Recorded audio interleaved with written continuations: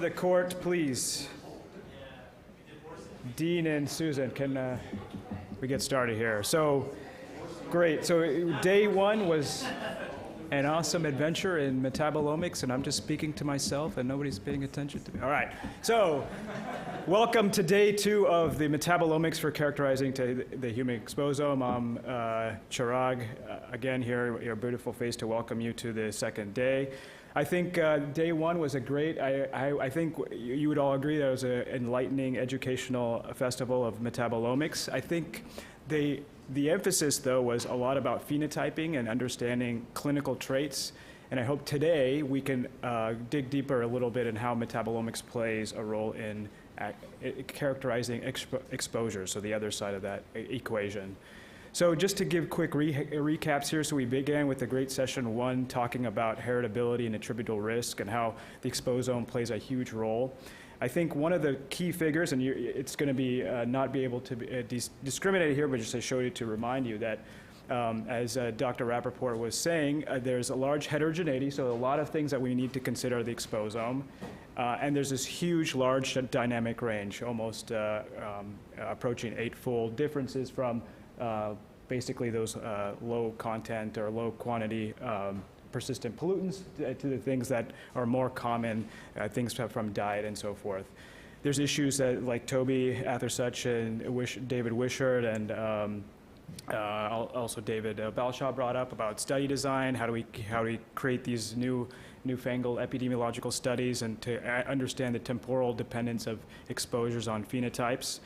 And then we moved on to session two. So actually, understanding the technologies, how to understand these, do these measurements. A very important session where we learned about emerging platforms, about things, new technologies to do separation, existing technologies to do detection, understanding biases, where they come from, and all the way from our measurements from sample prep and all the way down to our association studies, or our epidemiological studies. So great stuff there from session two.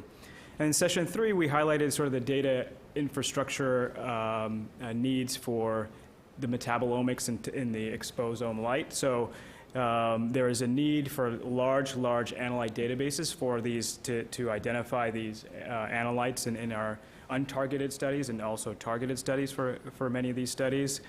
There is a multiplicity of data processing methods. So as Dr. Fine pointed out, there's many ways of processing these data, and how do we actually have a data provenance method to record all of these data processing methods. And going forward, there is a need for validation of these methods, so we have these standards for analyses. Inspiring talk from Peter Dornstein about how to annotate these on the crowd level, so engaging, incentivizing investigators to deposit data and annotate these data. We talked about potentials for interactions, considering multiple layers of omic information. So, for example, computing risk between interactions between the genome and now this large data modality of the exposome. And a very important topic, I think, a theme that was that kind of transcended all these sessions was how do we enable cohort data sharing? What to share? How do we share it? How do we collect metadata? How do we incentivize also participants and educate our participants about the benefits for data sharing, and how do we perpetuate or transfer these benefits to them? And I think in session four, as also led by Dr. Wishart, is how we actually could create this search engine to detect risk factors that we have that are elusive in diseases from the rare to the complex spectrum. And so toward this idea of not GWAS, but moving towards the Environmentwide Association framework. So kind of instead of looking under the lamppost for things that we know could be connected with disease, like lifestyle or diet or smoking, moving outside of this lamppost to search for new things connected with disease.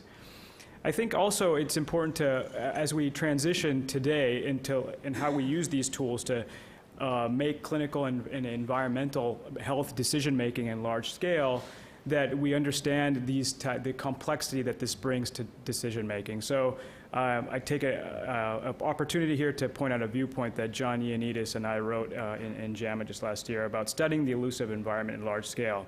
So let's get it straight. First of all, the exposome will allow us to eliminate systematic selection biases or cherry picking of exposures connected with disease, and I think this is very important. As we saw from the candidate gene study era from yesteryear and now to GWAS, it's been a huge paradigm shift in robust associations for genetic traits and disease, and I think the exposome could get us there to get the robust associations between exposures and disease.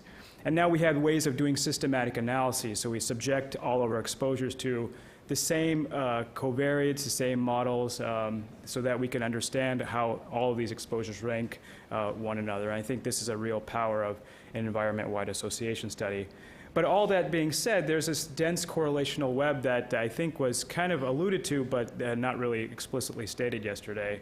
So in this dense correlational web, so here we point out an example. We took a gold standard study from what we think is a gold standard targeted study called the NHANES, where you have up to 250 different environmental indicators ascertained in serum and other human tissues, and simply ask what are the correlations between these exposures and others. So, after doing the multiple correction and so forth, you see that in plotting and visualizing these correlations in a correlation globe, where each of these nodes around the globe represents a different environmental exposure factor.